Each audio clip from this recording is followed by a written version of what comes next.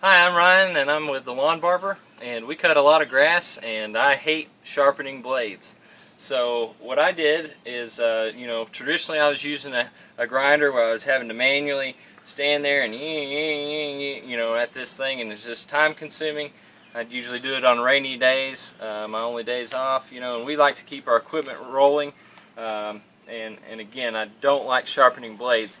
So I bought this hands-free grinder from RBG Grinders, made in the USA here by Wall Enterprises. It's a good company. They do make solid grinders, and this is their newest unit, the 912. It's supposedly this hands-free grinder. It sharpens blades on a different axis than a traditional grinder, where the wheel is sharpening actually on the surface here, and you would be putting the blades in like this. This actually, the blades lay on top and it grinds the entire surface all at once.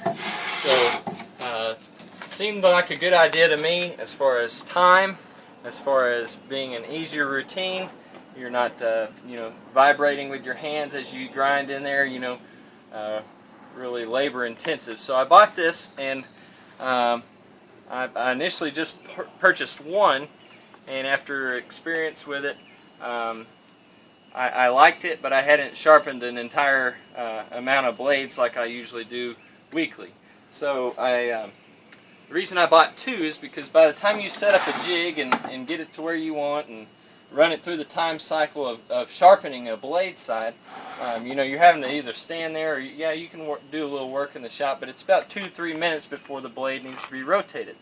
So I bought another one so that while I get this one set up, I can let it go, and then I'll start the second one, and about the time that I got all that set up and that, I can come out here and swap the blade around to do the other side, and then put that back in there, let her be cooking, and then come tend to this one. And that was my concept, is I could be constantly doing something, and really the workforce of 2 or 3 guys.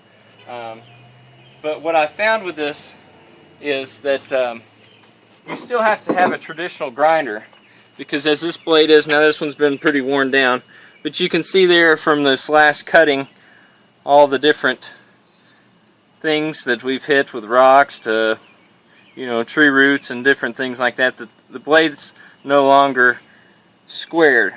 So you have to take that to a traditional grinding wheel and square that off first so that this wheel can sharpen the surface, because otherwise it's going to grind like this, and then you'll still have the jaggedy edges. It'll be sharper, but you'll have all the rough edges, and it'll just tear your grass. So to get a true cut, you really got to square that off first. Plus your edges here, see, tend to round out. That's typical with any grinder, just wear and tear on blades. But you really need to take that back all the way to the straight edge again, and then eventually these blades, once they get to a certain point, you got to throw them out anyhow. But that's just to demonstrate that you have to first true these up and then grind them. And I'm really not here today to show you how to set this up.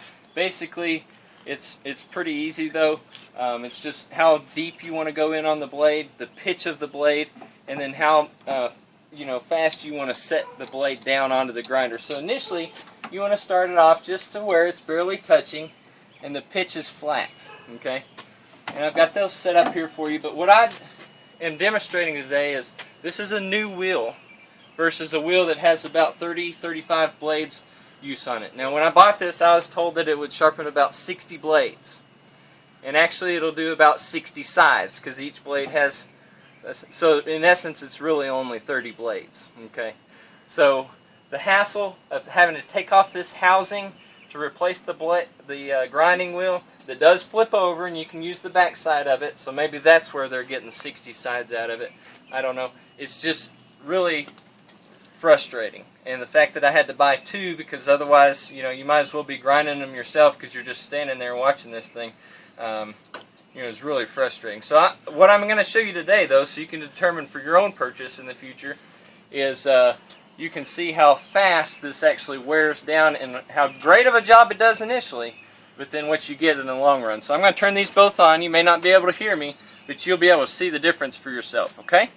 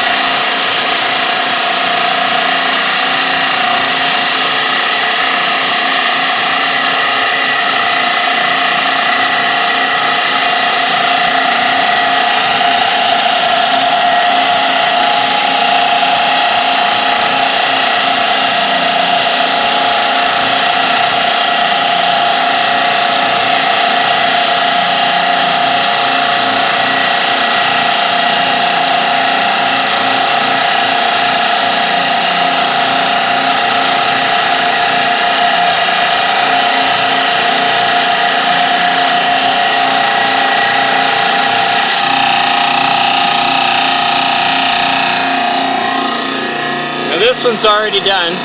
You can see there that it sharpens the entire surface all at once, which is really nice. And it did give a nice edge to that blade. I might just have to take it to my standard grinder and just take off a little bit of that edge there to make it nice and true, taking that burr off so it's real sharp. But you can see what I started with, a rounded blade.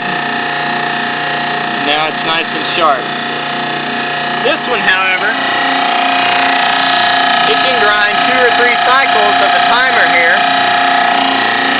and it's still not going to get as sharp as that because the blade's spent, the wheel is spent. You can see there that I left it on nearly twice as long as the other one did, and it's just done this outer edge. It hasn't made it over here to the metal.